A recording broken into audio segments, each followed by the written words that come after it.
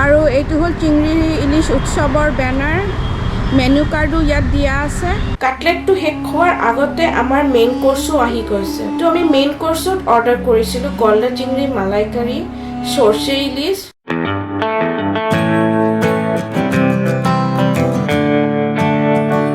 Video continue কৰাৰ আগত আপোনালোকক এটা জৰুৰী ইনফৰমেশ্যন দিব বিচাৰো আপুনি যদি copyright free 4K drone footage নিজৰ কন্টেন্ট বা ভিডিঅ'ত ইউজ কৰিব বিচাৰে তেনেহলে www.digicart99.com ৱেবছাইট ভিজিট কৰি খুব ৰিজনেবল প্ৰাইচত copyright free 4K drone footage download কৰিব পাৰে ইয়াত প্ৰাইচ খুবই ৰিজনেবল আৰু সম্পূৰ্ণ কপিৰাইট ফ্ৰী আপুনি আপোনাৰ কন্টেন্ট মনিটাইজো কৰিব পাৰে লিংক ভিডিও ডেসক্ৰিপচনত দিয়া আছে Hi guys, this is Anannya and welcome to our channel and welcome to another new video.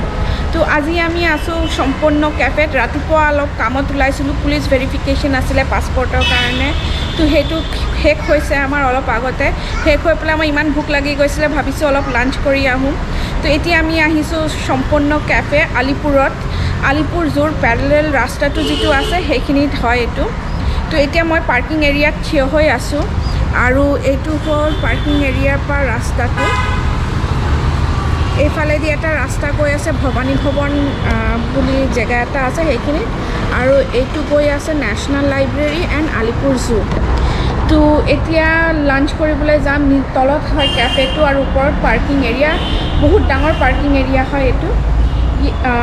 এইটো ৰাস্তাটো হ'ল ভিক্টোৰিয়া মেমৰিয়েলৰ ঠিক অপজিটতে ৰাস্তা এটা আছে সেইটো দি সোমাব লাগে তো বহুত ভাল এৰিয়া হয় পশ এৰিয়া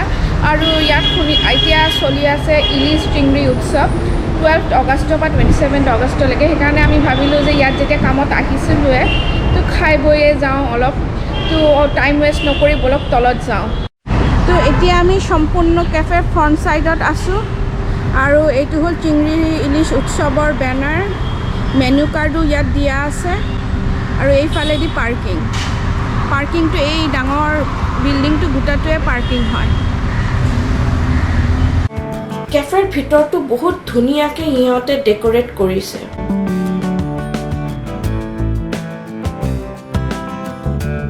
আমি ভিতৰত সোমায়ে সবৰ আগত এটা ড্ৰিংক অৰ্ডাৰ কৰিছো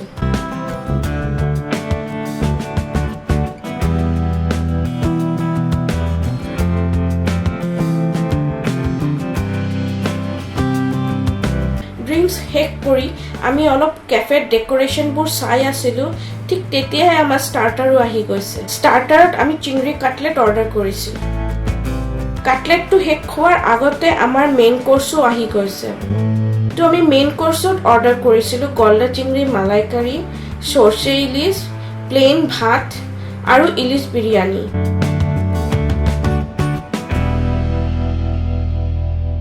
তো লাঞ্চ শেষ কৰি আমি কেফেটোৰ ডেকোৰেশনবোৰ আৰু ভালকে চাই আছিলোঁ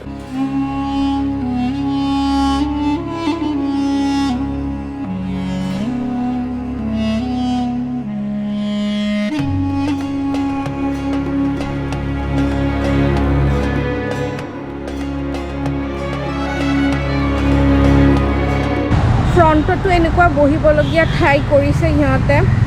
কিন্তু গৰমত বহিব নোৱাৰিম ঠাণ্ডা দিনতে ভাল লাগিব বহিবলৈ ইয়াৰ তলত এতিয়া আমি তাৰ পৰা ওলাই আহিছোঁ আৰু এতিয়া ঘৰলৈকে গৈ আছোঁ তাত বহুত বঢ়িয়া খালোঁ আমি ফাৰ্ষ্টত মেইন ষ্টাৰ্টাৰত অৰ্ডাৰ কৰিছিলোঁ প্ৰনছ কাটলেট যিটো মেয়নিজৰ চাটনিৰ লগত দিছিলে বহুত ভাল লাগিছে সেইটো খাবলৈ একেবাৰে ক্ৰিস্পি আছিলে আৰু মেইন কোৰ্সত আমি অৰ্ডাৰ কৰিছিলোঁ প্লেন ৰাইচ ডাব চিংৰি ইলিশ ভাপা আৰু ইলিশ বিৰিয়ানী যেটো মানে গুটেকেটা ৰান্ধিছে যিবোৰ হেবোৰ গুটেকেটা ভালো আছিলে আৰু খাবলৈ বহুত টেস্টি আছিলে বহুত টেস্টি আৰু আমি এটা ড্ৰিংকসো অৰ্ডাৰ কৰিছিলোঁ হেতু হ'ল আম পৰা শৰবত মানে কেঁচা আমটোক পৰাই পেলাই হেতু শৰবত বনাই যেটো বহুত ভাল আছিলে বহুত টেস্টি আছিলে মোৰ গুটেকেটা আইটেমই বহুত ভাল লাগিছে আৰু ইলিশটো বহুত ভাল আছিলে ইলিশ ভাপা আৰু চিংৰি কাটলেট এই দুটা মোৰ সবথেকে বঢ়িয়া লাগিছে সবথেকে ভাল লাগিছে ভিতৰত গান চলিছিলে বলে আমি একো কথা ক'ব পৰা নাই অকল ভিডিও লৈছো আৰু আমাৰ এই ইমানকেটা খাই পেলাই আমাৰ বিল হৈছিলে 2019 ডেজাৰ্ট খোৱাৰ ইচ্ছা আছিলে কিন্তু মই অকলে খাব লগা হ'লহেঁতেন কোনো নাখায় আৰু পেটটো ইমান ভৰি গৈছে একেটা বস্তু লৈ খাই পেলাই যে আৰু ডেজাৰ্ট খোৱাৰ নিচিনা জেগা নাছিলে এনেও ইলিশ বিৰিয়ানীৰ ৰাইচটো আমি পাৰ্চেল কৰি লৈছোঁ কাৰণ ইমান হেভি হৈ গৈছে ইমান বস্তু খাই পেলাই আৰু জেগাই নাছিলে যে ইলিশ বিৰিয়ানীটো শেষ কৰিম সেইকাৰণে আৰু পাৰ্চেল লৈ লৈছোঁ তো আপোনালোকৰ লগত নেক্সট ব্লগত আকৌ দেখা হ'ব তেতিয়ালৈকে গুড বাই